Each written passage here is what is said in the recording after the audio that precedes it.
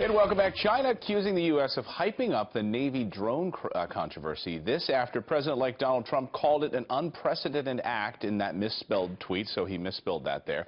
Democrats, though, didn't hesitate to jump all over the misspelling, with Connecticut Senator Chris Murphy tweeting this. This is madness, a 7:30 a.m. Saturday escalation of diplomatic crisis with China via Twitter with a misspelling, end quote. Shouldn't the left be more concerned about China's actions? Joining us now for Fair and Balanced Debate, Matt Schlapp, the chairman of the American Conservative Union, and Chuck Rocha, fellow at the Center for National Policy and the president of Solidarity Strategies. Nice to see both of you. Chuck, reading your notes this morning, you seem just as angry as Chris Murphy about this tweet, this misspelled tweet yesterday. Why?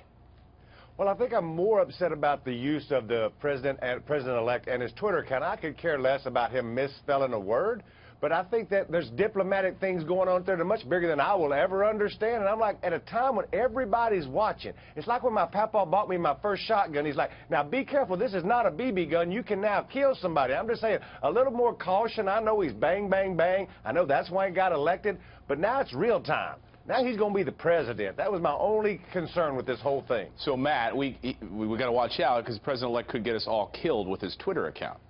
Right. Yeah, I think the only thing that's going to get killed is some of the mainstream media who likes the president to always go through them with their messaging. And I think the one thing that Donald Trump has been able to do, and Dick Cheney, you know, put his finger right on it, which is Donald Trump is working around the New York Times and around the Washington Post and talking to real Americans, and I think it's fantastic. Chuck, shouldn't we be more concerned about what China is doing to us than these Twitter accounts? Here was Trump yesterday. He spelled this out. He said we should tell China that we don't want the drone they stole back. Let them keep it. But he's also saying we need to be tough with China. Isn't that the kind of thing we want out of a president? Yeah, I think that being tough is fine. I think making sure that America, that the USA is at the forefront of everything that goes on around the world, and not being the world's policeman, but making sure that we're there in a very, very respected way. I think we're really raw, and I think the left is really raw because they just lost the election where they got 2.5 more votes than the Republicans. And so there's a lot of people who are just going to continue to throw visceral and throw madness, but I think the country needs to come together now. We need to make sure that America is right out in the front and watching and making sure everything is going to be merry. What should our presidents do, Matt? Do we want a president to be strong with China?